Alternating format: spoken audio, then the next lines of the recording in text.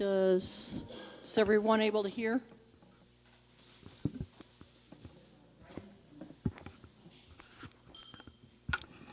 Is that better? Are we going to have him check to make sure, or are we okay with the mics? Okay. Hi, everyone. Give us just a sec here.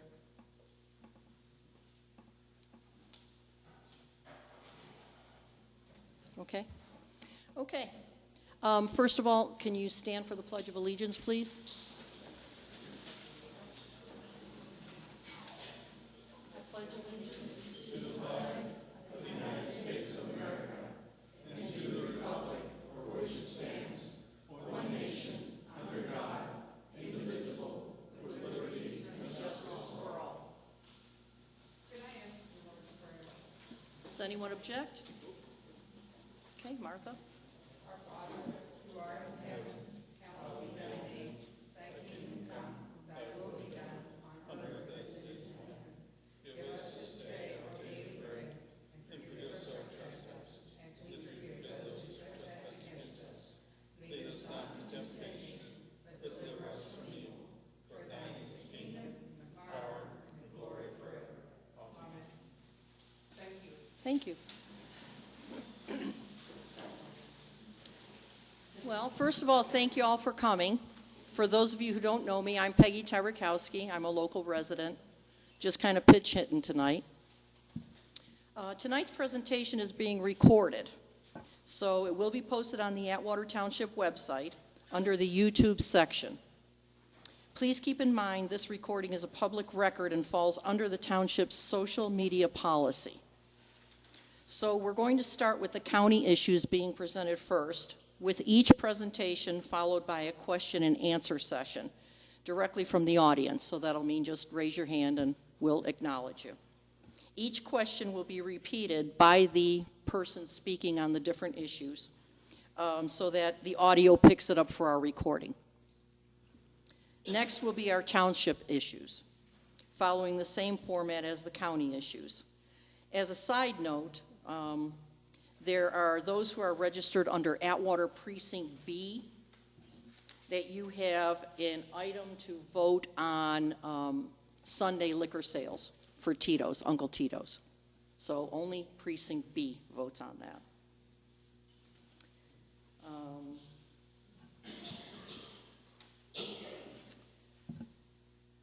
Finally, we'll give our township trustees and fiscal officer candidates the opportunity to speak to you. Questions for them, of course, need to be written and submitted on the note cards that are at the back table.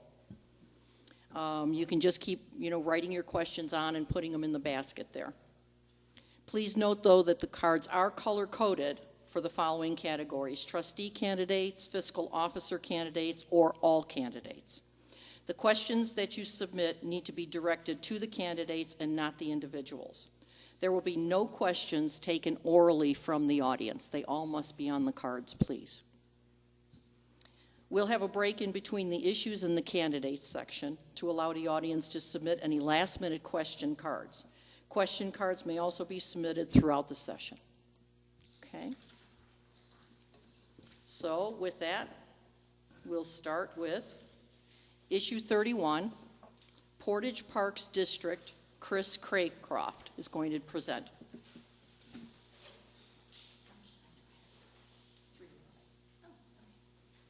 Hi, everyone. I'm Chris Craycroft. I'm the Executive Director of the Portage Park District. I've been with the Park District for 27 years now. We started as an agency in 1991 and scraped and scrounged for a number of years with getting grants and donations and using a lot of volunteer effort. And we finally got our first and only 1/2 mil levy passed in 2014. It's a 10-year levy, and this is the last year of the levy, so it expires this year. When we got the levy, we were able to grow from 2 employees to now we have 11 full-time and 3 part-time employees, including a couple of rangers. We have now over 2,700 acres of land in different areas around the county. Unfortunately, we don't have anything here in Atwater yet, but we'd love to partner with the community. We also offer hundreds of free programs to all ages and abilities. And we'd welcome any opportunity you have to have our educators come down here and offer some programs. With the passage of the levy in 2014, it enabled us to really grow and have some security. And we're the same kind of organization as Summit Metro Parks, Stark Parks, Cleveland Metro Parks. Our primary mission is conservation. So we're not going to be getting into like high impact ball fields and basketball courts and tennis courts and things like that, water parks. But what we look for are areas that have high natural resource value, protect water quality, wildlife habitat, and protecting Portage County's rural heritage. Portage County is going to continue to grow into the future, especially when people wake up to all the wonderful amenities and resources we have here. You know, we don't have hurricanes and wildfires and bad droughts. And we want to get out ahead of that, and we want to be able to conserve our natural heritage, our rural character, before it gets all developed and balance that development. So we offer all kinds of recreational opportunities, mostly, you know, low impact, so hiking and biking. Nearby, we've got the Berlin Lake Trail that we work with the Berlin Lake Association on. That's a 2-mile corridor, rail trail corridor, and it's just gorgeous out there. If you haven't been, check it out. We've got a trailhead on 224. We're also working with a nonprofit, and we'll likely acquire in years in the future, but a wetland restoration site off of Alliance Road. It's almost 140 acres that's being restored right now. So we have a lot of potential ahead with the funds that we got from the levy. You know, right now it was basically establishing a park district. We now have our operations center in an old ag building re-renovated up in Shalersville on Nicodemus Road. We've got natural area staff, we have maintenance staff, and we have educators that do nature-based education, and again, for all ages and abilities. So, you know, I hope that you'll learn about us and go to our website, portageparkdistrict.org. We have a monthly email newsletter that you can sign up for, and that's where you can get some news. We do have, I thought I had more with me, but I can bring down more another time. I've got a couple of program guides there that has the calendar of programs through the rest of the year. We've got this nifty map. I have lots of these if you want.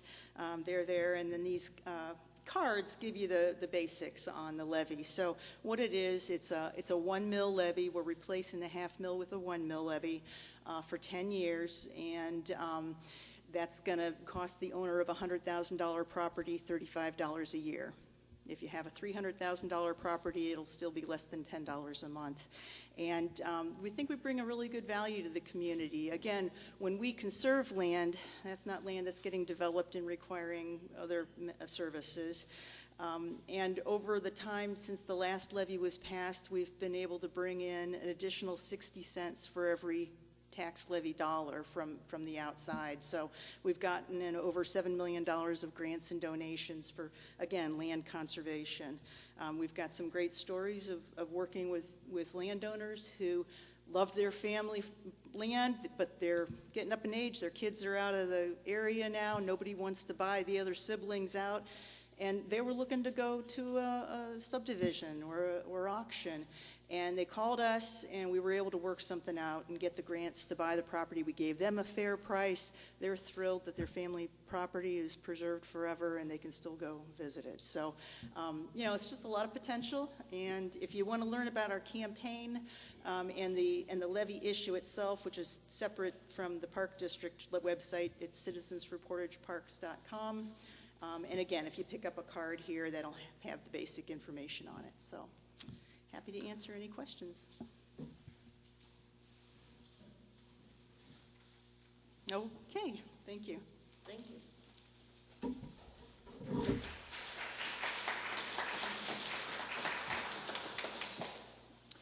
So next presentation is Portage County Mental Health and Recovery, and that is issue 30, and we have John Garrity presenting. Thank you. Good evening, everyone. Thanks for allowing me to come speak to Atwater Township about Mental Health and Recovery Board. I am John Garrity. I'm the Executive Director. The Mental Health and Recovery Board is a government body, Portage County government body, and we provide all the funding and planning and monitoring for mental health services and recovery services for people of Portage County. If someone can't afford to pay, we have sliding fee scales, or the board provides funding.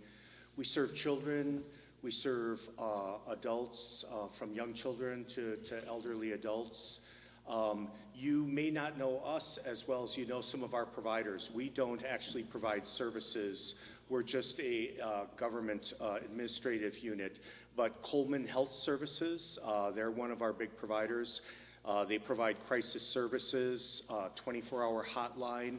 We have mobile crisis teams now for people. If there's trouble, you can call that hotline. And we try and get someone to come out to the home and, well, first to talk to the person on the phone and see how to help them. Coleman provides a lot of services for people with what we call serious mental illness, things like, major depression, schizophrenia, bipolar disorder, things like that. But I think even aside from that, we reach a lot of people because there's just a lot of common problems people face now, especially the way things have been going. It's been tough times, COVID, economic, trends, things like that. A lot of families are going through tough times. Children are, especially in the schools. So someone, if they just need help, we're able to get them that kind of help that they want, and it's also confidential. Another one of our big providers is Town Hall 2. They are located in Kent, and they're also opening a center in Ravenna, and right next door to the medical marijuana place. We thought that was a good idea, but not to comment one way or other. But that's a whole nother presentation. They provide counseling, mental health counseling, and also addiction counseling and case management. Family and Community Services is another one of our main providers. You've probably heard of them, Mark Frazone. They have all kinds of health and human service and social services for people, for housing, for employment, for elderly people that need assistance. Let's see, Access Point is another one we have. And then we have Children's Advantage. That's one of our main kids providers. They provide services in all the schools. They provide mental health services if kids are having problems. Sometimes it may be learning problems, or behavioral problems, but a lot of times there may be some underlying things that they need help with. So they can provide case management and counseling for kids in schools, and also refer them if they need to see someone a little bit more at Children's Advantage. Also, Town Hall 2 provides prevention, alcohol and drug prevention in the school. They start actually in kindergarten, and it might sound a little strange, like you really shouldn't be talking to kids about drugs when they're in kindergarten, but they don't. It's just like teaching the kids to make, it's very age-appropriate curriculum, and they teach the kids how to make positive decisions in their lives, how to choose the right thing, how to choose the good thing, and how to not feel pressured by peer pressure, because especially as the kids get older in middle school, high school and college, there's a lot of peer pressure, to get involved in risky behaviors and things like that. So we do have this is a 1 mil 10-year replacement levy that we have on the ballot. Replacement makes it so that we will realize some additional funding because it'll be at current property rates. Our past levy was, I think, based on property rates that were at least 20 years old. Similar to parks, this levy would cost the owner of a $100,000 property $35 a year, or less than $3 a month. So if there was a $300,000 property, it would be $9 a month. We do receive federal funding, and we receive state funding, and we also compete aggressively for grants. We're always trying to bring money into the county. But 69% of the board's funding is from our local levy. So it's really an important part of our services and taking care of people in need. The other thing is our levy pays for certain things that the feds won't pay for, the state won't pay for, like prevention. We think prevention is really a good investment, you know, to give kids a good start. And state and federal dollars typically don't pay for that, so we use our local levy dollars to provide all of our services in the schools. There's been a lot of research done that shows that mental health and recovery services is a good investment. In fact, our slogan this year is Stronger Families, Safer Communities, because when you have people who are healthy, you have a strong workforce. You know, you have a safer community. You have safer, healthier, happy families and kids do better in school and things like that. There's been some research shows that for every dollar that's spent on mental health treatment, the economic return is $5 per person. I'm not sure exactly how they calculate that, but you know, in terms of unemployment, workforce development, people doing well in school and things like that, mental health and recovery services really goes a long way to help with that. We also provide special training for our police officers. Every single police department in Portage County, including the Sheriff's Department and the jail, has been trained in what we call CIT. It's called Crisis Intervention Training. And the officers are taught how to respond to someone that is in a psychiatric crisis, and how to help them and what we call de-escalate, so to make them safe and to keep the officer safe and the family and everything like that. We do a lot of those kind of trainings. We do trainings on suicide prevention. In fact, if anyone's ever interested, we have a really nice program. It's called QPR, Question, Persuade, and Refer. It's about 90 minutes, and it's for non-clinicians. It's just for, you know, regular folks who are interested, and it teaches you how to recognize the warning signs. If you have a friend or family member, a co-worker, you know, a spouse or son or daughter or something, it teaches you what the warning signs are and how to talk to somebody and what you should do if you think that they need help. And we've been going all over, training businesses, training schools, training any organization. I was up in Garrettsville Masonic Lodge last week because the guys up there, one of the members had a son that who passed away from suicide, one of the lodge members. And so they've made suicide prevention their charity, and so they want to have the training for all the different lodges in Portage County and throughout Northeast Ohio. So if anyone's ever interested in that, we'd love to do townships or any type of organization. I think that's, we also have treatment in the jail, both mental health treatment. A lot of people sometimes get in trouble with the law if they have unaddressed mental health issues, so we want to help sort that out. If they need to see a doctor, a psychiatrist, or someone like that, and the sheriff and the deputies know how to treat them, also if there's a risk of suicide. And we also, you know, there's a lot of people that end up in the criminal justice system with drug problems, so it's a good time to intervene and get them to think about, you know, maybe there's a better way to live. So we also have those kind of services, outreach services in the jail. I think that's about it. I know that's a lot of information. Does anybody have any questions? Okay, well, thank you. We're issue 30, and we appreciate your support. Thank you.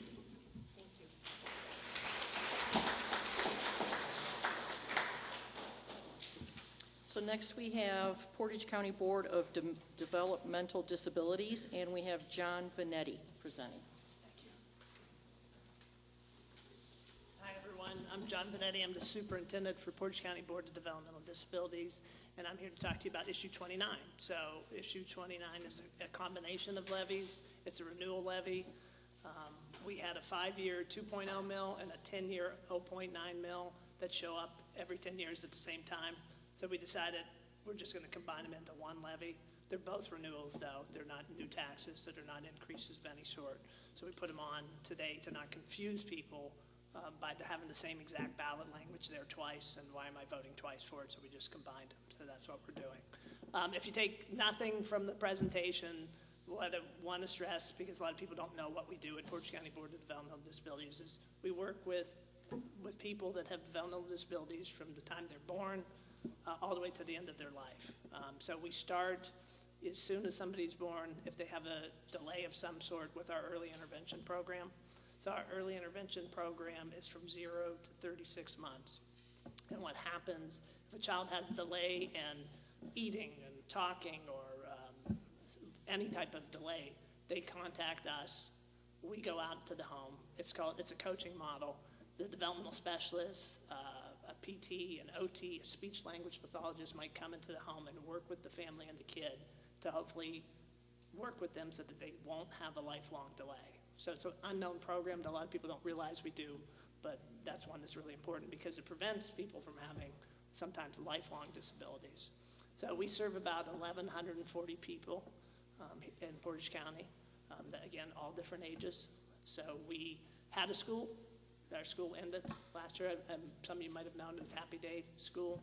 The reason Happy Day School closed is because we were down to 4 kids at the school. So we have this big building, great school, but the enrollment just kept going down. And so instead of continuing to have a school for 4 kids, knowing that the school districts have picked up the slack, we started doing other things. And so we've created a lot of different programs for the kids and the families to help them. So we have social emotional learning classes where we go into the school districts. We have transition planning where we also go into the school districts, and we take the kids out in the community, take them to places, do goal setting, talk about work, employment, independent living skills. We have the school districts also coming in to utilize the building because we have a nice, wonderful building. So we have a small pool that's like an adaptive pool so that kids can come in and utilize it. We have a sensory room, we have a life skills room, and a gym, so the school districts come in and utilize it. We also just started having some of our adults that go to day programs come in and use the building. That's a newer thing this year as well. So we're still utilizing the building. We have a lending library inside the building, so that means school districts will contact us and they'll get adaptive equipment. They might get a changing table, things of that nature. So we're still working with the kids. Instead of working with just 4 kids, now we work with the 350 kids that are eligible for services. We have staff developmental trainings that we go out to the school districts and do. We have a family support service program where we might help them with if they have a kid that's in diapers that's at age 8 and they don't have the money to pay for it, we'll assist them with things of that nature. It might be a ramp or other things that they might need in their home, or even adaptive therapies that they couldn't get otherwise. We have a new peers program in the last couple of years. So if a parent needs some support and they don't exactly know what to do with their child that has a developmental disability, they contact this peer. And the peer is somebody that's already been within our system and has been through it, and so they can contact them and help them navigate that. We have a summer camp for kids age 6 to 21, and they come to our building and have 7 weeks worth of free summer camp at our building. And then we just added 2 youth respite programs. One's a program where you drop the child off for 5 hours, 6 hours at a time. And then another one is where the child may spend the weekend or the night to give some of these families a break. Because what we found out, and we talk with John and Children's Service a lot of times about this, is that we end up having to place kids out of their homes. And when you try to place kids, it's hard to find people that are willing to do that. We had a kid that was placed in Tennessee last year because we couldn't find him. So we want to keep the kids that are in Portage County living in Portage County. So that's why we came up with this respite program as well. We also do a lot of things for adults, whether it's Special Olympics. We have a social rec program for adults as well. We also have a social rec program for teens from 12 to 17 as well. We have service and support administrators that are kind of like case managers that help the individual and the families navigate things. So they write an individual service plan for them. They monitor the services, and then they also coordinate things and find resources for the family and the individual. And one of the biggest things we do, and you probably realize these are happening out in the community at day programs or at people's homes or taking them out shopping. So we pay what's called the waiver match for people that have waivers. And so just, you know how Christine talked earlier about drawing down money? We do that by getting a waiver. So if somebody needs services, whether it's day program, transportation to work, or somebody at their home to help them with things, we draw down money from the federal government by getting them a waiver. But the cost for us to do that is pretty steep. It's about $7 million a year. But what that does is the waiver draws from the federal government, so we actually get $21 million worth of services because they pay out the extra $13 to $14 million. So that's one of the big things. So you probably see that, Portage Industries, Buckeye, Independence. There's a variety of different providers out there that you might know. We pay that match, so we pay that 36% of it is what it is. We also help out those providers. We have success coaches that try to keep people employed, and we have a direct support professional consultant that tries to bring those people in to get those people employed, because we've had the workforce crisis, obviously in our system, as well as everybody throughout the state has had that as well. So that's not everything, but those are a few things anyways that we do. I'll leave it for any questions if you have any.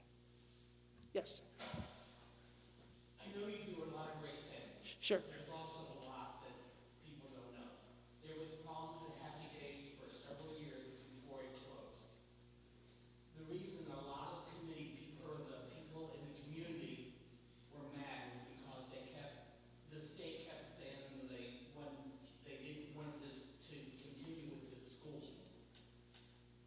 I had a granddaughter that went to Happy Day, and the state kept saying they wanted to institutionalize her. And that's just like you said, getting a waiver. Yeah, good luck getting a waiver from the state of Ohio. We lived in South Carolina when she was born, and when we came up here, we tried to get a waiver for that child, and they kept saying she's not eligible, she's not eligible, she's not eligible. Well, my granddaughter died in 2017, and I will never forgive some of the things that happened with previous superintendents at Happy Day. That school could be a viable school, and it didn't have to close, but they just kept forcing kids into their own school districts that did not have all these things. So I think, personally, I will vote for the levy, but I am very disheartened by what happened at Happy Day School. Yeah, well, first of all, I'm sorry about your granddaughter, obviously, and I can't speak for past superintendents. I obviously started in 2010, but I wasn't a superintendent until 2019. And by the time I started, I think we had 11 kids, and now, again, fast forward to now, we're down to 4. And you might be right. I mean, I don't know what happened back then as far as getting kids dispersed out. I can only go with what I've dealt with now. And so what's occurred now is the school districts have picked up the slacks. And the way Happy Day School works, and I don't know if it worked that way before, the school districts have to call us to say, we want you, the kid, to go to Happy Day, okay? And so since I've been superintendent, we had 2 calls. And both of those kids, unfortunately, they didn't go through the school districts. It was just the parents calling, and we referred them back and said to have the school district call. Well, the school district never did because they weren't appropriate for us, because we had only medically fragile kids in our school, and the kids that they were referring weren't medically fragile. So I know you're not asking a question, but that's what's happened. So if you want to go back to the history of Happy Day, Happy Day started in 1950. Actually, yeah, and it started because of parents, not because of the Board of DD. Right. So the parents created Happy Day School. Our board was developed in 1967. Okay. So we inherited Happy Day from the parents. Back then, schools didn't have to educate kids with developmental disabilities, so they didn't. So Happy Day was definitely needed and all those things. Fast forward now, school districts have become adept at doing it, and that's also part of it. But I'm sure past superintendents and other things that you're saying, yes, the state has said about kids being in an inclusive environment, right, and not being segregated. And so what we had was just 4 kids there with no other interaction. And so hopefully those 4 kids, and I said we're going to still work with those 4 kids and all the other kids, but hopefully those 4 kids now will be around other kids that have a few more abilities than them, and will help them learn from that as well. And school districts, whatever the reason, they aren't referring. So there was no longer a need. There may have been a need, like you said, when your granddaughter and other times, but at this point, the need wasn't showing. It's just my opinion. Sure, I appreciate it. Any other questions? Okay. All right. Thank you.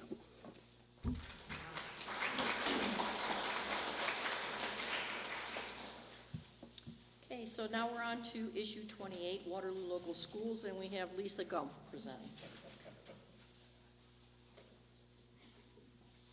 Hi there. I'm Lisa Gumpf, and I'm here on behalf of the Waterloo Levy Committee. First of all, just so you know, the Waterloo Levy Committee is its own entity. It can't be funded by public school. Like, when you get stuff in the mail from the Waterloo Levy Committee, it is not coming from the school. It is not coming from your money that you put towards the school. It is completely based on volunteers and donations. So just wanted to make sure everybody knew that right from the start. I'm here to ask for your support of issue 28, which is a 4.39 mil levy. It's for 5 years. It's a renewal. Renewal means you're not paying any more than you're paying right now. As a matter of fact, at the end of this year, there are 3 issues going off for Waterloo schools. The one is the renewal that we're asking for you guys to renew. The other 2 are regarding the school building project, so the bond issue and the maintenance levy that was attached to that. Those are stopped collecting on December 31st of 2023. So our buildings are 23 years old because that started in 2000. So that money, it was asked at the trustee meeting, it stops on December 31st, but if those of you that know your taxes, the 2023, the second half of your 2023 taxes are collected on due on July 2024. So they stop on December of 2023, but you'll still see that, that same amount until July of 2024, because that's whenever they stop collecting for the second half of 2023 taxes. Anyway, so the 4.39 mil levy, it collects $940,000. Back in 2013, it was 5.9 mils, and it collected $940,000 for the school. In 2018, it renewed, and it was 5.59 mils for $940,000. So this year, we're asking for the same thing, and it's only going to collect $940,000. Not only, but I mean, that's what it collects. Because of House Bill 920 for the state, whenever your property taxes go up, the taxes for property taxes for the school cannot go up in dollar amount. So you're only asking for the same dollar amount every time you renew that levy.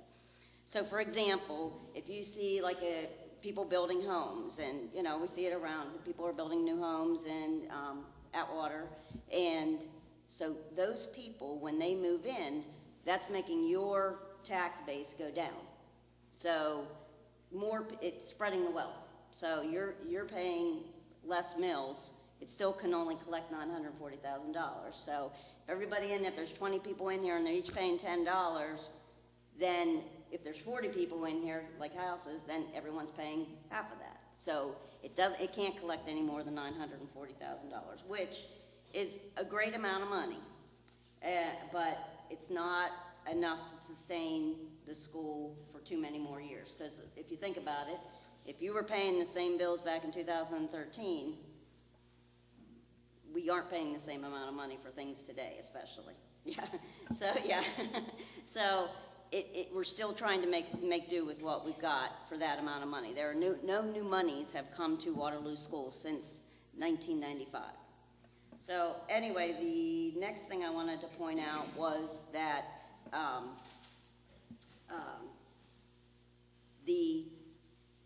whenever we were at the trustees meeting, our superintendent talked, and she talked about the new programs that we have, some of the new things that we're doing at Waterloo Schools. All of those are being funded through grants and through ESSER funds, which ESSER funds are COVID funds. So Believe it or not, COVID was a horrible thing, is a horrible thing, but at Waterloo Schools, we actually benefit a little bit from it because we weren't doing great as far as funding from the public and from the community, and COVID funds came in and they were able to help us get Chromebooks for the kids because they had to have something to learn from whenever they couldn't be at the school building. And for a while, we weren't able to be at the school building. So that was one thing that helped us. And then also the federal government and the state also have provided ESSER funds, which we've been able to use to continue to keep the teachers that we have and not lose any more teachers. Since 2016, we have lost 18 teachers at Waterloo that we haven't replaced. So we're down 18 teachers from 2016. So, and we're making do with what we've got, and we've got great teachers that we have, and the kids, I believe, are getting a great education for where they're at. And it's more, my husband always calls it Brigadoon. It's kind of like this secret that we have. Waterloo is just a great community, a great school, and we have wonderful kids, wonderful teachers, and everybody steps up when we need them.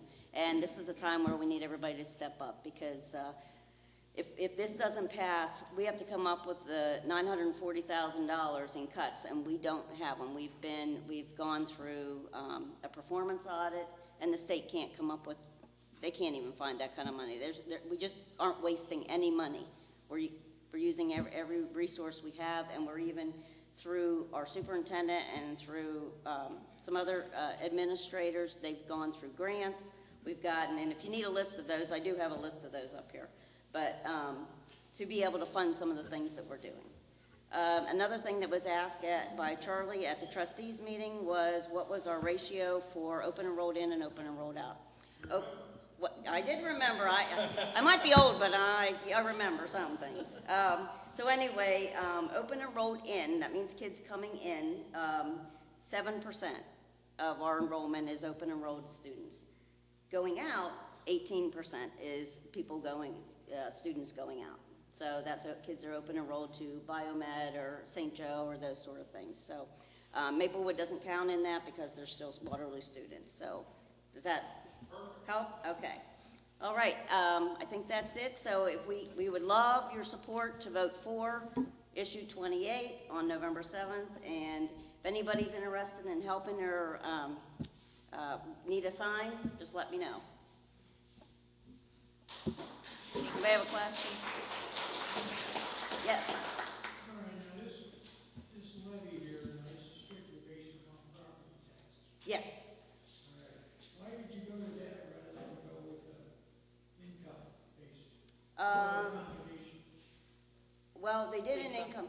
Excuse me, Lisa. Oh, I'm sorry. I'm sorry. The question was, why did the Board of Education choose to go with a property tax instead of an income tax or a combination of the two? From what I understand, they went to the income tax for a while because the property tax they felt was a burden to the senior citizens. And they thought, we're going to give them a break because they paid all these years. We're going to give them a break because they've supported Waterloo Schools for all these years. Went to an income tax, still didn't pass. Went through 7, Brian, is that right? 5 or 7 times on the income tax? 7. 7 times on the income tax, and it didn't pass. So all the people that they thought were supporting and would help and all that didn't happen. So a lot of people that do support said, well, we got to pass something. We're at that measure at this point. So go back to a property tax. This year was the year that the 5-year emergency levy was expiring at the end of the year. So just ask for what we already have and not ask for anything else and try and maintain what we have, try to maintain the programs. So that's. What is this levy for? I mean, is this for, you said you have a separate bond issue or that for buildings. What is this levy for? To maintain the programs that we have, to pay for the teachers and the staff and to maintain what we have right now, nothing additional. You said during the trustee meeting that you have a rainy day fund. May I ask how much is in that rainy day fund? I don't know that question. What's that? Oh, he's asking what the rainy day fund is. What I don't know the answer to that question, because I'm not part of that. I'm on the levy committee, so I'm not part of that. But you're more than welcome. I can give you the treasurer's name, and you can call him and ask him. But basically, if the state isn't gonna, it gives us what money they give us. They're not gonna give us anything else. The state's already got $3 billion in their rainy day fund. Yeah, well, Just wondering what we're. yeah. Well, what we talked about at the, what Angela talked about, and we talked about at the trustees meeting, was that at this point, if we don't get any more money, it's going to start pulling all of our cash value, all of our cash, what do they call it, assets and cash, and there's nothing. We won't have any cash at all to be able to pay anything. So we will go. That's not really a rainy day fund, more like a, it's just going to suck all the other funds that we have, and until we have no more money. Savings, that's. Right. Right. Until it goes away. And then once it goes away, there's no more. So. No, you can talk.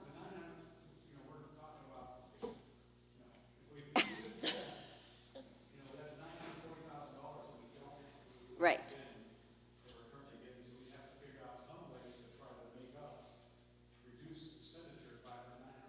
Right. It's kind of interesting to note too that, our previous, last time we passed a levy was 1995. Mm-hmm. And then so, in this year, if this levy doesn't pass, it'll fall off. We would be expected to operate in 1995 revenue. Right. So the only difference between 1995 and today is this 4.39. Mm-hmm. So it's pretty, that's not a very large increase over all the months. Yeah. For example, if you're making an income and you get fired on December 31st, you have no more income. How do you pay your bills? So that's what we're left with at this point. So. Mm-hmm. Yes. I have a question about the language I don't understand. It says something about a levy of taxes to be made outside of the 10 mil limitation estimated by the current auditor. What's this 10 mil limitation? There is a 20 mil floor, so I'm not really sure on the language either, but there is a 20 mil floor that no school district can go below. So I'm not really sure. Do you know, Brian? Sorry. Brian's the president of the school board, so. Yeah. She's asking about the language on the ballot, and it says something about a 10 mil. Yeah, the 10 mils is what's known as your inside millage. So what happens is everybody's assessed 10 mils on what your current value, property value is. And out of that, the school gets about 6%, and the township gets about 4% roughly, ballpark. It's in that general range. So we share that with the township. And that is automatic levy tax no matter what happens. So what we're doing is we're going above, we're voting for additional tax above that.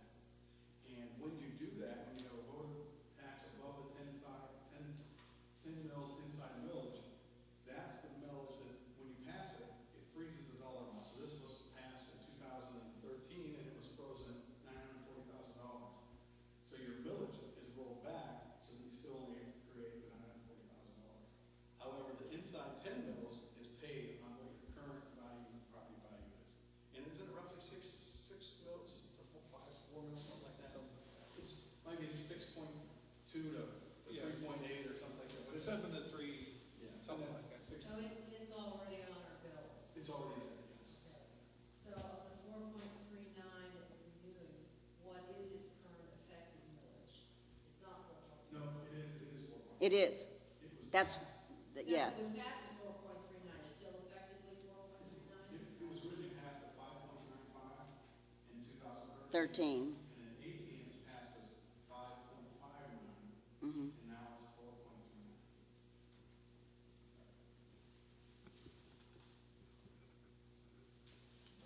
I'm sorry, my goal is to sit back here.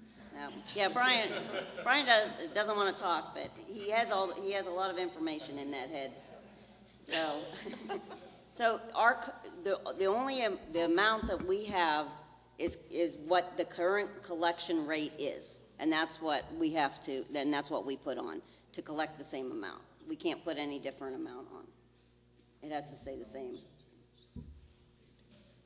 Any other questions? Okay, thank you.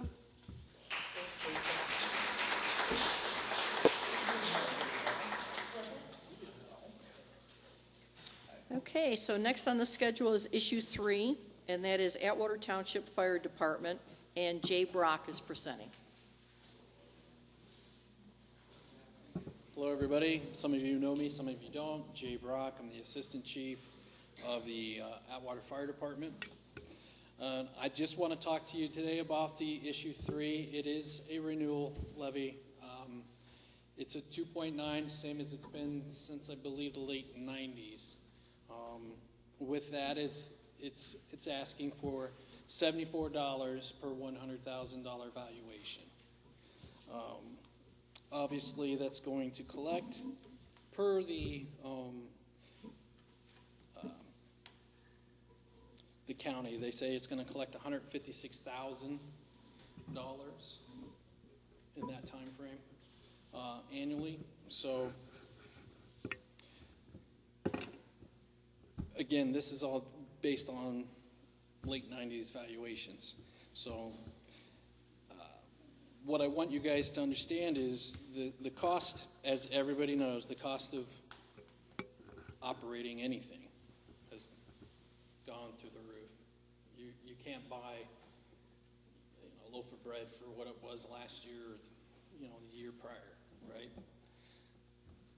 I'm very proud to say that dollar amount has provided the residents of Atwater with a high quality level of service.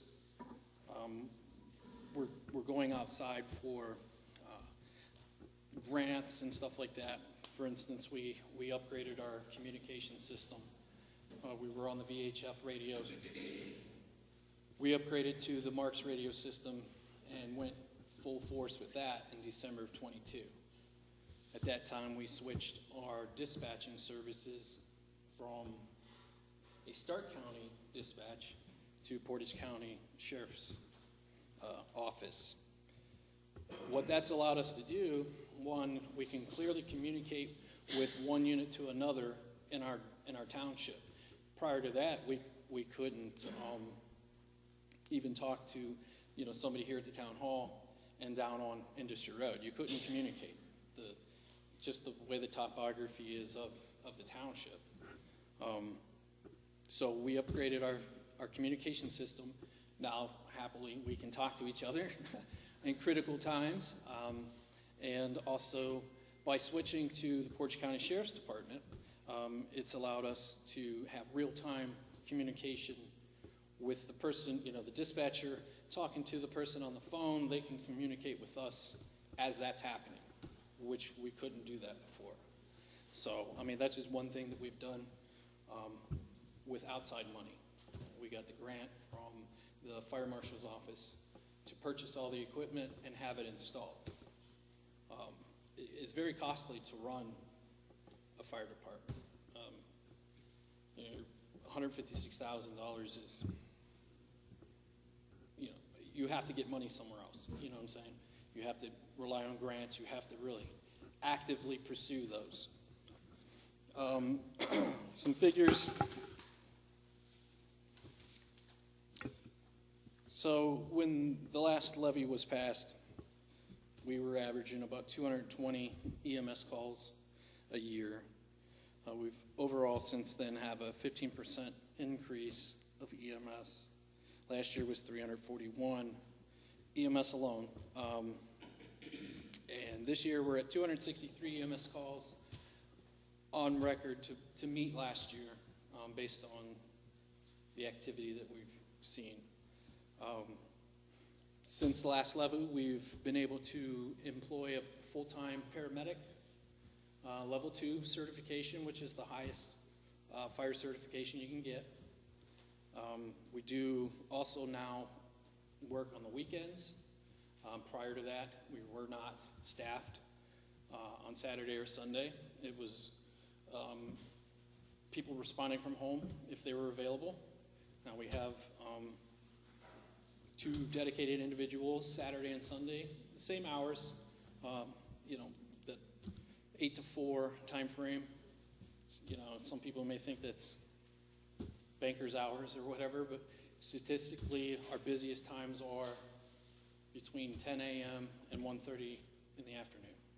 So obviously there are calls that happen outside of that, but majority of them do occur within that time frame, and it is during the week, but weekends are just as important, right? So, you know, we're working on developing some additional ideas to present to the board for future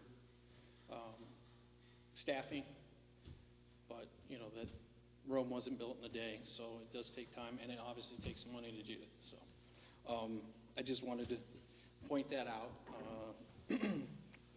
We've purchased a new squad, 2022 model, 4-wheel drive. You'd be surprised, and some of you probably already know this, but there are several houses in Atwater that their driveways are about a mile long. They are so far off the road, and in the dead middle of winter, if you have a 4-wheel drive truck, you know what I'm talking about. The worst thing that could happen is somebody have an emergency and you can't get up to them, you know, you can't get up to the house or whatever. So we did purchase that squad. It's been paid for. We also, you know, the money that goes into maintaining the building. You know, the building was built in 1950. We take pride in that building. We've put you know, heart and soul money into that building. I don't know if any of you were able to make it to the pancake breakfast that we had this past Sunday, but you know, you can take it for what it is. You know, we do take pride in that. We have people from outside of our township frequent our building a lot for different trainings and whatnot, and the common denominator is they really appreciate the cleanliness and the organization of the building. So, you know, I kind of, you know, proud of that. So, so again, $74 per 100,000 valuation.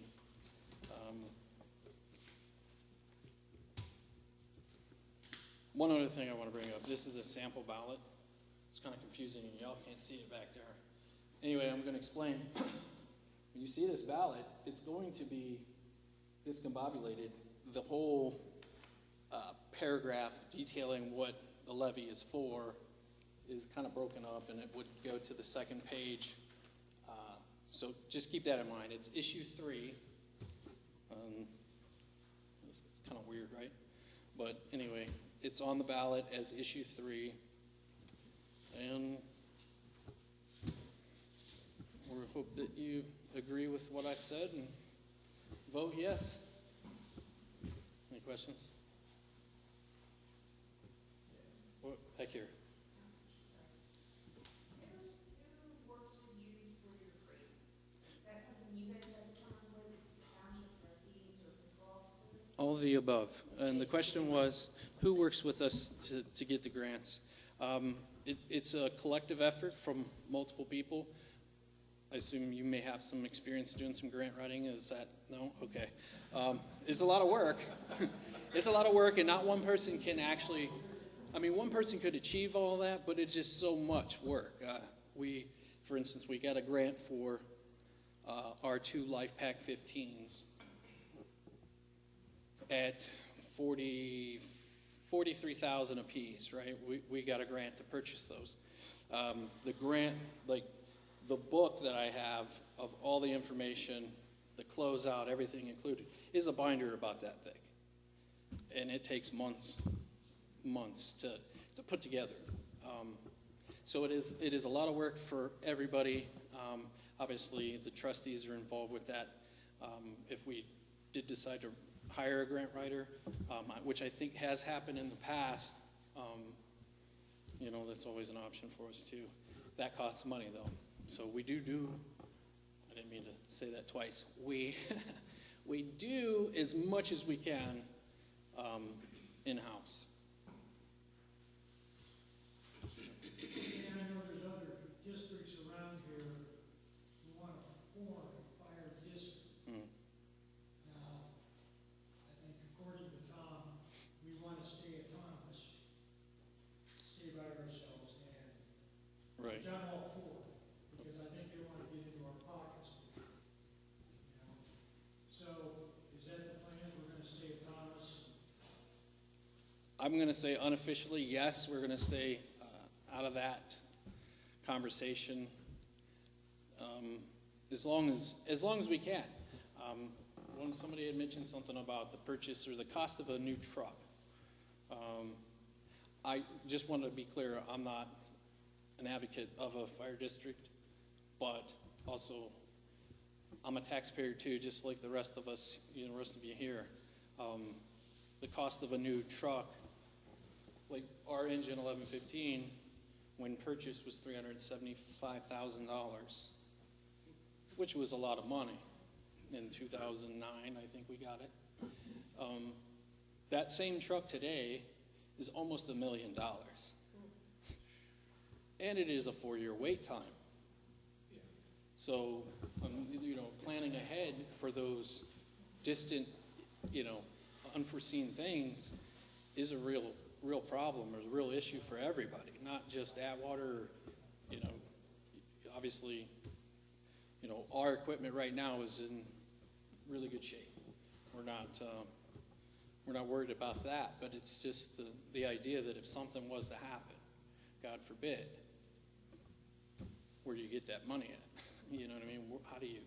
How do you swing that? So it's just something that we always think, you know, we've been thinking about for the last year since Medicare put us through the ringer on doing this data collection. So yeah, but as far as the district is concerned, yeah, we're content with where we're at the moment. All right, well, if that issue comes up, would that be put, you know, before the voters? Or would that be? That would be, or if the issue comes up to form a fire district, that would be entirely up to the trustees of which direction we would go. The fire department obviously is an employee, an extension of the township trustees, so everything runs through them. Does that answer your question? Okay. Thank you. Sure. Sorry if I put you to sleep.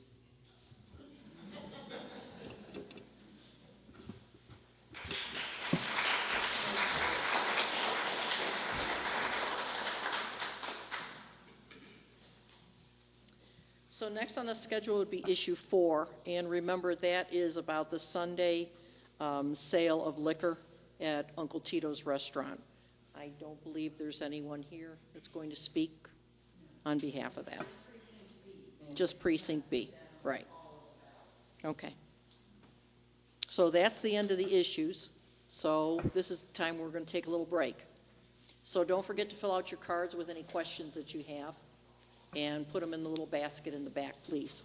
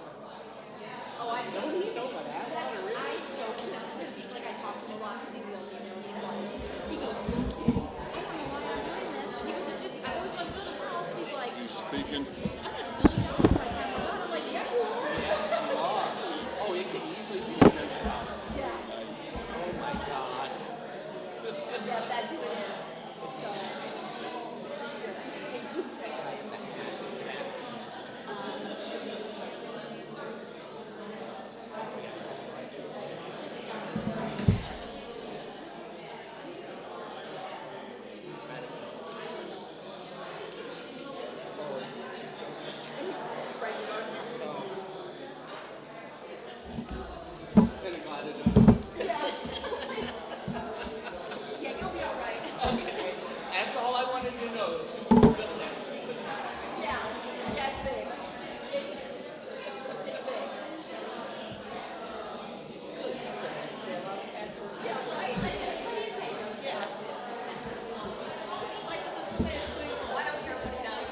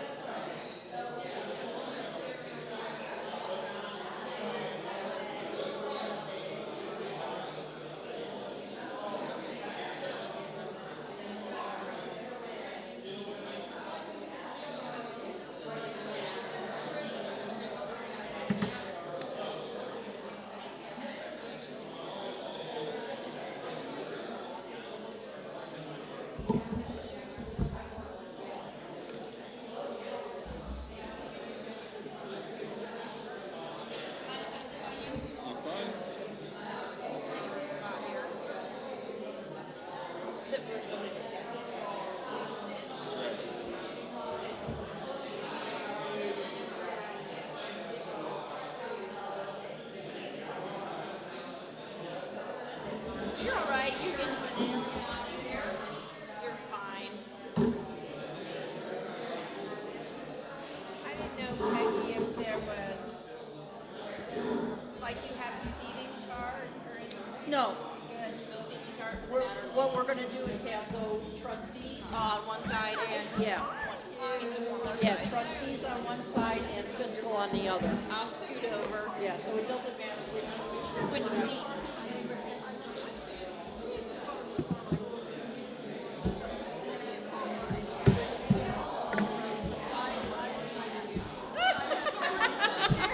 You're funny. Oh, you're funny. Hard dilemma, but, you know, I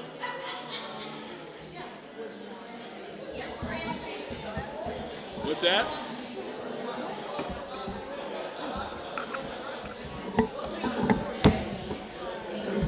I'll be the quickest, put it that way. Well, they told us we only had 2 minutes. 3 to 5. Well, they originally told me 2 minutes, so I just come up with some stuff.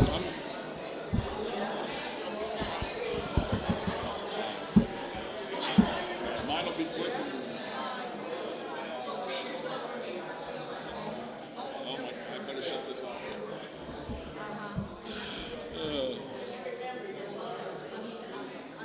My mom don't know how to work a computer, so.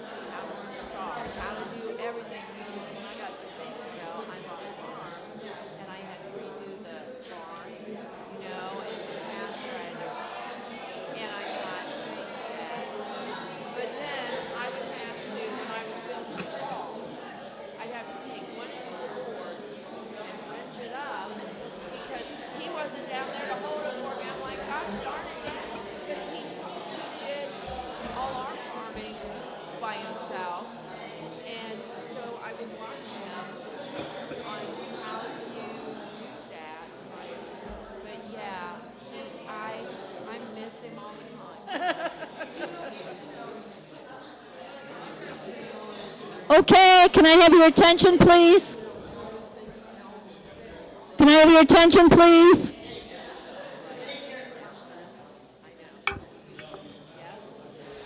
Can everyone please be seated?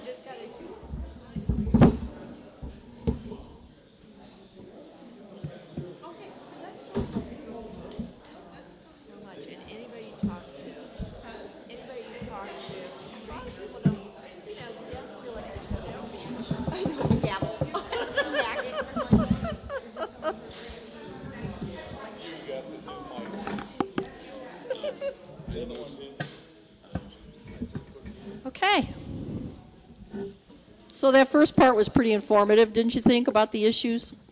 Okay. Certainly appreciate everybody coming and doing that. Okay. So we have questions for our candidates. If you could keep your responses to maybe 5-ish, 6-ish minutes. I don't want to have to use a timer, but we have a lot of questions to go through. Okay? Yes. Yes. So, on this side, of course, we have our candidates for trustees. So we have John Kovacek and Dale Wiley. So, John, if you'd like to tell us a little bit about yourself for folks who don't know you. Okay. For those of you who don't know me, born and raised here, other with the exception of a few years, I've been a lifelong resident. I've been your township trustee for, this is going into my 12th year now. I've been married for 35 years to a lovely wife, my wife Nina. I retired after 34 years of service with 894 Labor's Union in Akron. That was back in 2017. I have 2 sons that are Waterloo High School graduates and University of Akron graduates, both working now. I, along with a lot of my other duties as township trustee, I am a KSC member, 2039 at St. Joe's in Suffield, Randolph. I'm a 4th degree member of the Pope Pius Council.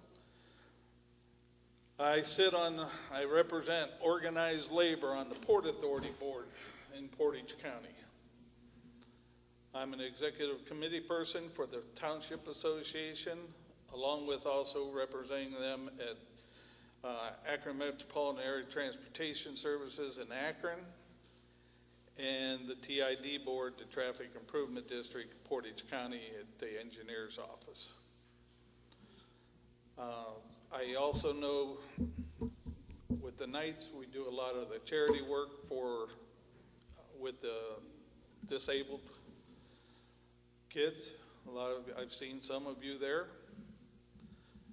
I've worked with John Vanetti and John Garrity. I go to the Substance Abuse Coalition, which meets once a month up in Kent. And that's Town Hall 2 and all kinds of services for suicide hotlines and all. There's a lot of different topics, drug abuse prevention, education. I'm also the current president of the Retirees Council of Labor's 894.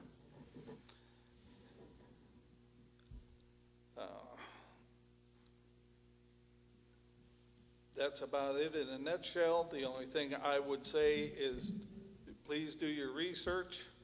Take stock in what these other people were here earlier this evening on all the issues. They're worthwhile issues. The parks we need to keep. The schools we need to fund. Mental health is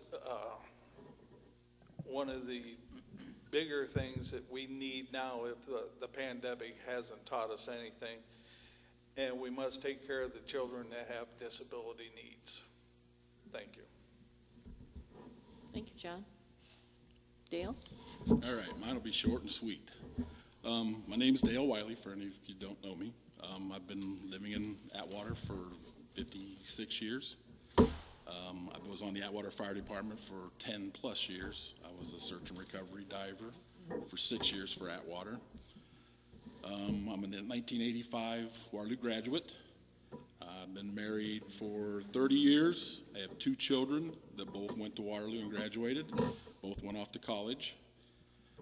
My dad was a trustee with Atwater. My uncle and my dad both had local businesses in this town. I have a local business in this town that I've had since 2005. Started out as Grill 183, then went to Dog's Draft House. Now it's technically Uncle Tito's until I sell it, but it's still mine. I work for a company that does card access. We're out of Brimfield. We do card access, cameras, security. We just finished up a job out here at the Waterloo Schools, putting in all new cameras, card access for the schools. That's about it for me. I'm not in all these committees. Like John's a busy man. But what I want to see, though, I've been coming to meetings for the last 2 to 3 months, and we don't get a good turnout. And I would love to see more people showing up at these meetings and getting to know what's going on in this town, because I was the perfect example. I did not know a lot of stuff that was going on in this town. I was finding stuff out. So I would just love to see this many people at every meeting, and hope to see you guys there. Thank you. Thanks, Dan.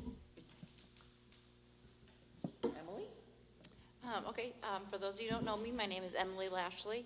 I am a Field High School graduate, and I graduated in 2009. In 2010, I met my husband, and we got married in 2012. He is a lifetime Atwater resident. I've been a resident for 11 years now, going on 12 years. We have 3 children. They are 10, 8, and 3. And Austin and Lydia are Waterloo Elementary students, and Isaac just started preschool at Waterloo. My husband and I are both 4-H alumni, and I've been a 4-H advisor for, I think, going on 6 years now. And fortunately, our children are following in our footsteps, so most of our free time is basically at home on the farm. We raise beef cattle and market goats, and we just kind of hang out at home with our kids and work with their 4-H projects, and don't really do a whole lot other than that, but we're okay with that. We like staying put where we are, so that's it about me. Okay. Terry? Okay. I'm Terry Weber Zachariah, and third-generation resident. We started the Weber Farm in the early 1920s, and we have farmed it ever since. I went around door to door, and I just want to answer a question that was very common when I was going door to door. And the question was, what is the fiscal officer? So, so that we all understand the responsibilities that Emily and I are wanting the opportunity to serve you with, is in the state of Ohio, a fiscal officer is a person responsible for keeping accurate records of all accounts, transactions, and also the proceedings that occur within the township. So, taking the minutes at the meetings, managing the budget, managing and administering appropriately the funds which you have given us an opportunity to work with for you. Because I honestly believe, and in all of the treasurer positions that I've held for organizations, it's not my money. It's your money. And we want to do the best, whether you choose Emily or myself, in managing that appropriately for you. I went to Atwater Elementary, the old building, some of you remember. Graduated from Waterloo High School in the 70s. Went on to Ohio State in agricultural development. I taught at high school in the 90s. So I went there, I am an alumni, and I've taught there in the 90s, and now I just can't seem to leave it. I'm subbing there now, and I just love it. I love the kids.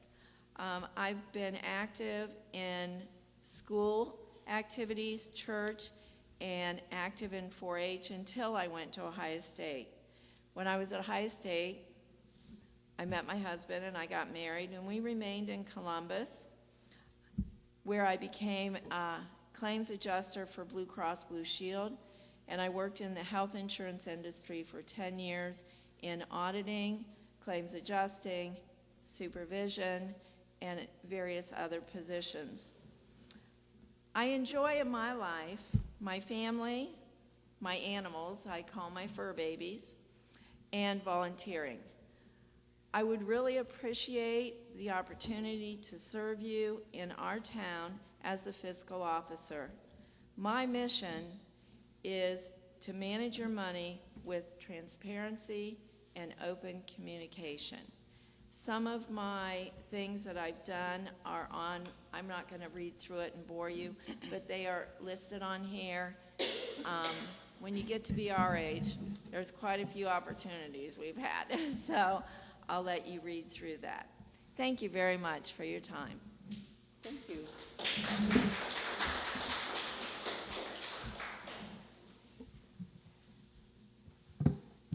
Okay, so we have some questions here. This is for all of the candidates. What do you think is the biggest asset you would bring to our township? John, would you like to start? Okay. I think right now the biggest asset that I have is my networking abilities to try to look for grant monies wherever we can get help with whatever road work. The fire department, Jay does a wonderful job finding different areas. I think my biggest asset is knowing who to contact and trying to get the people to help with the grant writing. We can reach out to like regional planning. They do have a staff, but it's cost. I think one of my biggest assets would be my networking ability and the ability to look for other people's, as we refer to it, OPM, other people's money. Other people's money. Okay. Dale? I just feel that I'm a hard worker. I know growing up here, and I've been in a lot of people's houses with my dad's businesses, my uncle's business. I know a lot of people. I think I can do good in this town. That's about it. Okay. Emily?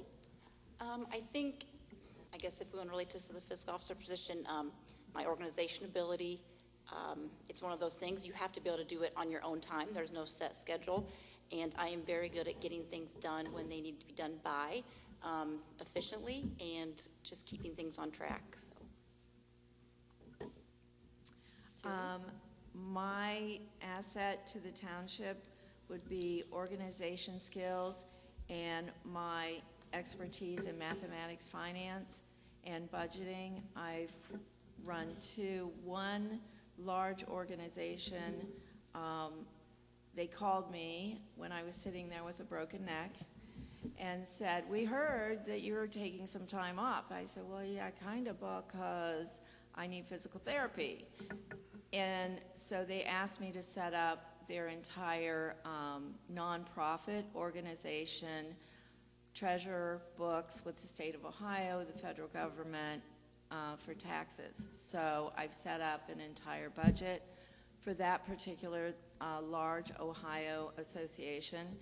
And I also was treasurer for another organization, and when I took it on, they had $500, and when I left in 11 years, they had $40,000. So sometimes you got to make enemies and say no to protect the funds of the members.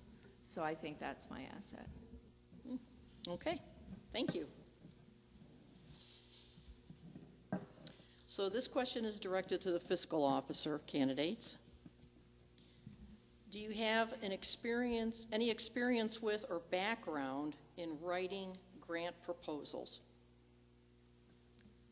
I have never wrote a grant. Doesn't mean I can't learn, but never had the opportunity to arise that I needed to do that. In working with the state math department and in education, I've been on committees that have written grants, and that is one of my huge things I support is there's a lot of money out there for grants, federal programs, and being close with your state representatives and have them on speed dial because they know when the funds are coming. Okay, thank you. This question is directed towards the trustee candidates. Given a previous expense that the township has encountered with a demo issue, has there been any consideration to either not use the county council or take more care in making sure all bases are covered? I definitely feel that we should research before we do any kind of demo, make sure everybody's permits, everything is in order, and we do all the proper procedures we're supposed to do before we issue anything out. Yes.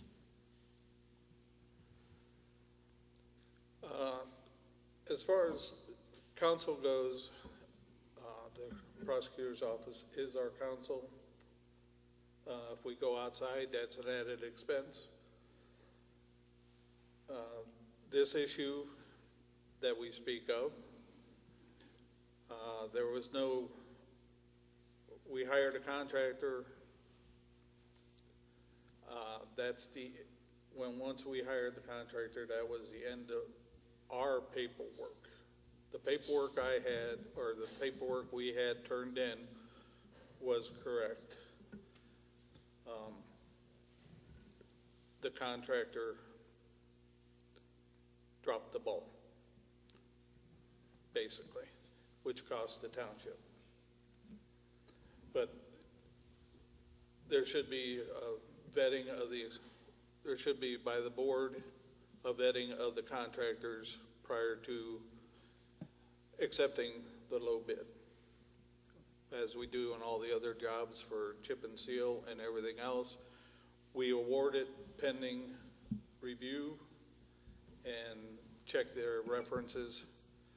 This instance we didn't, and it bit us in the ass.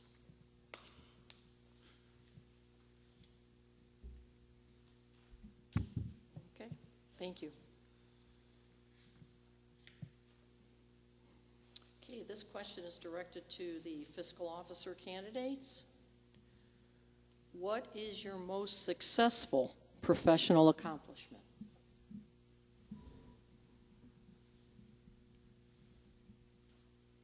Oh, you want to go first? I'm trying to think. Go first. And I don't know if this is pertinent to the particular position, but one thing that I was so proud of was I had a 10th grade class going for their state testing, and through our hard work and organization, and I don't know if you're familiar, but I had all the inclusion classes and the IEP students, and everybody said, you're never going to get good scores on the state test. Every single one of my students passed the state test that year. So that was my biggest.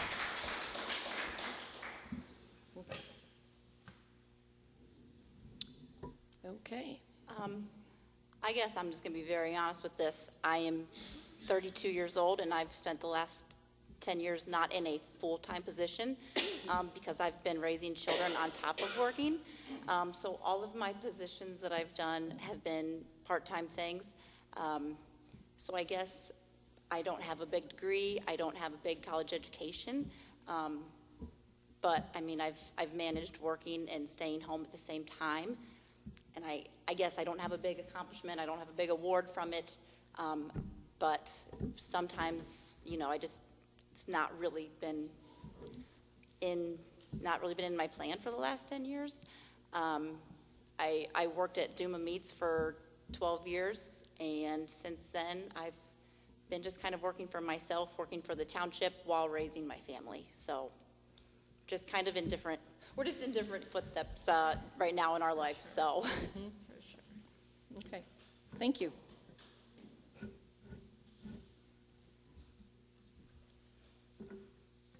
So So this question again is directed towards the fiscal officer candidates. Will you hand out copies of the minutes of meetings to residents? So minutes of all meetings are public record.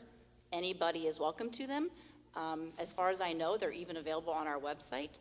But as it stands, if you want a copy of the minutes, you have to request it. And Martha knows, what is it, 12 cents, 27 cents? 10 cents a sheet? Yes. Each side's a sheet, so there is a fee for them, but that is something that is available at any time to any resident that asks. So. And Martha gets one every 2 weeks. She gets a copy of one, not by me, by the current fiscal officer, but that is a resource that everybody has, no matter what. So. And I agree with Emily. It's cost effective to only send them out when they're requested. However, I think that when you're going over the previous meeting's minutes in your meeting, I would like to see us at least post the minutes up on an overhead projector, so when we go through it, if we have any changes or corrections, we can do it on the overhead so that everyone is aware of them. And that's one thing about being transparent and having people come to the meetings, because then you have something to look at, whether it's the minutes from the previous meeting, whether it's issues that are being discussed, or Senate bills that are being discussed. So there are other ways other than just printing them out, like Emily said. This is also directed to the fiscal officer candidates. It says, will you have written information for residents, example being like list of bills or what purchases were made? If that means at each meeting, I mean, those are always, again, that information is always available. I don't know if it's cost effective to have sheets and sheets of that information printed out, but the fiscal officer does always have that information on hand. And again, that's public record. There is nothing that happens in that office that is not available to residents. And receiving the copy of it at the 10 cents per sheet, that's not an Atwater thing. That is, I believe, it's Ohio, like an ORC law. Like, we have to charge per sheet. So, like I said, we can't really have sheets and sheets of them printed out, but if requested, that information is always available, and at a click of a button, we can have it to you. So. Thank you. Do you want me to go? Okay. Yes, please. Again, from when I was treasurer before, transparency, whether it's to cover my own butt or back, I guess I should say. Sorry, Internet. My own back, but it is so very important that your members know where that money's going to the penny, so that I don't have to end up getting a call from the county auditor saying, where did that $150,000 go? Where did that $5 go? Why aren't you balancing? We're getting calls. Are you, and I'm going to be real honest, because I've worked with up to $50,000 in my house before I got to the bank. So I was bonded. But they want to know. They want to know where every penny is. And if you can't show where every penny is, then they have every right to call the court systems and submit your name, because theft happens. But yes, I will have it presented at every meeting. It will be on an overhead, pie charts, where the money's going, how much is going to be dispersed to the different areas, and I will have copies. Okay. Thank you. This question to the fiscal officer candidates again. How long do you see yourself wanting to hold this position?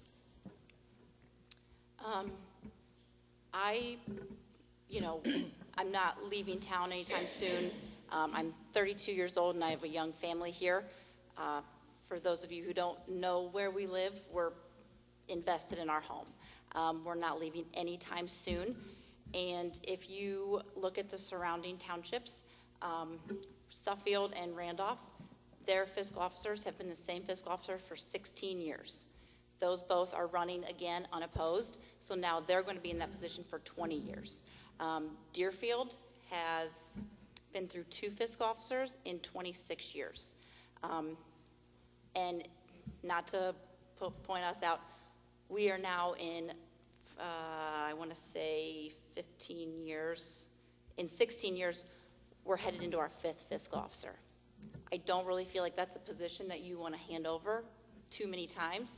And actually to the point where other townships kind of joked like, oh, they're doing another one. And that was told to me from a fiscal officer from a surrounding township. So if elected, I don't plan on leaving anytime soon, and it's a position that I'd like to hold for many years to come. For as long as you'll have me.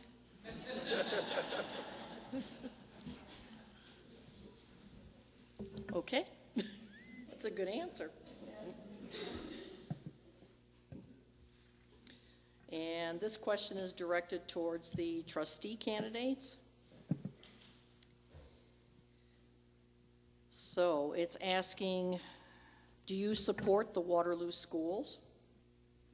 And as a potential trustee, will you work with the school to improve and grow the community by supporting that school?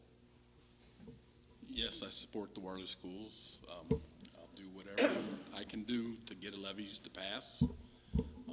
I'll push for everything, so, yes. Yes, I support the schools, being a graduate of Waterloo back years ago. For me. My son's bringing it up. Hopefully my son, I have a grandson, I hope my son's talking about moving back to this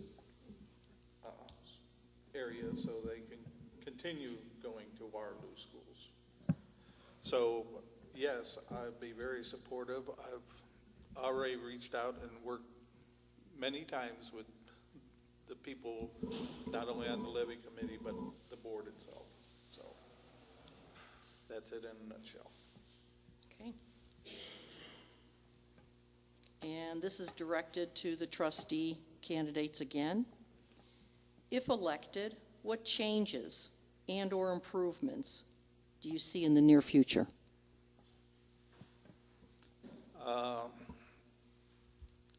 The only big change, it's always been on my wish list. With the last few years, we have upgraded and have got all the new equipment or newer equipment. We have a bunch of great road equipment now that's been well maintained and taken care of. I would like to see a new facility built to house that, and also have an office installed out there for the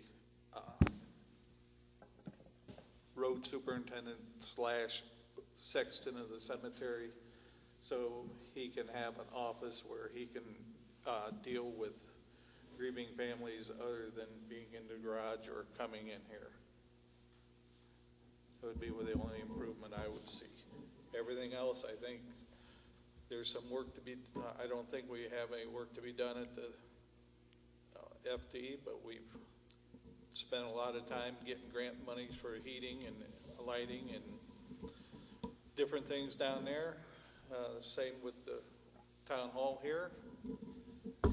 There again, just looking for grant monies or other people's monies to fund these things.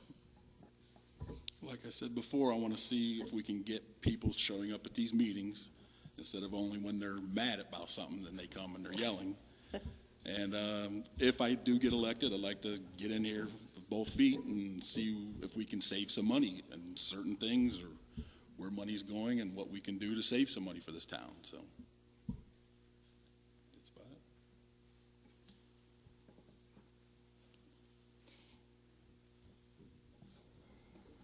That's a duplicate.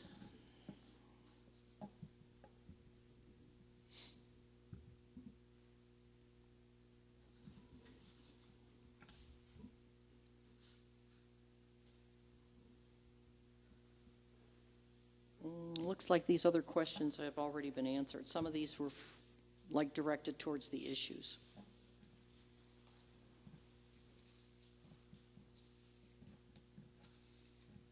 Just want to check and see.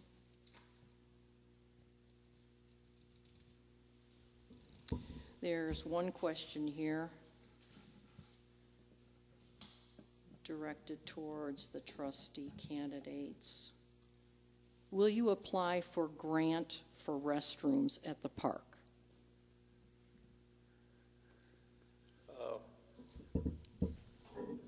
We are in the process, or we were in the process. We're still in the process. We are looking forward to possibly putting them in there. Then again, in that same, I hate to say this, but Streetsboro had a lot of vandalism and damage done in their restrooms. And that's, you have to sit there and weigh those options of how do you babysit, or take, who's going to be responsible for securing or locking, unlocking, and that's, we're still in discussions about that. But I've always wanted to have restrooms there. Just so I'm saddened by the fact that we couldn't get the grant monies. We got the grant, but we couldn't. The monies were too far apart to get the walking trail put in. But I do believe we do need some facilities down there of some sort. And I'm not opposed to having bathrooms there, but I've also heard, like John, that places that do have bathrooms do get vandalized a lot. Maybe down the road we can look about security or something, since maybe I'm in that field, that we can get some kind of camera systems and stuff in there. Maybe down the road, but I definitely not against it, so something we can look forward to. Okay. And I think this might be the last question, because most of them have been duplicates. Asking about the overwhelming cost of township employees' insurance premiums. Do you plan on reconsidering any type of co-payment or? It's something that I have been hearing, but if I do get elected, it'd be something I'd have to look into, because right now I know nothing about that, but I have been told a lot about that and asked that question a lot. So it's something that I would look into. We have looked into it. We're still discussing some faction of remedying. As someone said earlier tonight, you're not going to make everybody happy. But if you got happy employees, it makes for a much serviceable community. And I'll leave it at that for now. Okay. Well, we thank you, candidates, for answering our questions. And of course, we thank everyone for coming.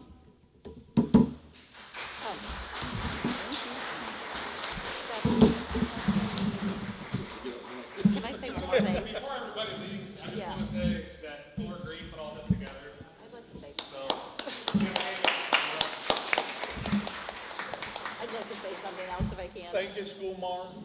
So, excuse me. Can I would like say to say something? I just kind of was waiting for the opportunity, and it didn't arise within the questions, because I know you guys asked about our work and stuff, and my about me was about me and not about my experiences, and that never came up. So I guess I just did want to point out that I have been employed by Atwater Township for over 7 years. I started out as the custodian here, and that really was my foot in the door to get to meet the people in the community. And I've been doing zoning for over almost 4 years now.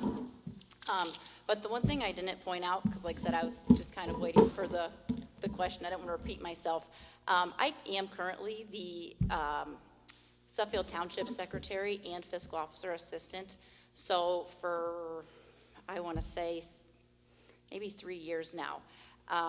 So I am a FO assistant at Suffield, so I'm very familiar with the UAN system that's used by FISC officers, and that is a system used nowhere else. It is very specific to FISC officers. It's not something you can learn in any other position. And I also do have experience for over, I want to say for a few years now, when our current FISC officer is not here, I do fill in for her. So I have experience taking the minutes, presenting the FO information. Like I said, I kind of was waiting for our experience to come up, and that question never arose. I didn't want to repeat myself. So I guess I just wanted to throw that out there, that I do have firsthand experience as a FISC officer assistant in other townships. So. Yep.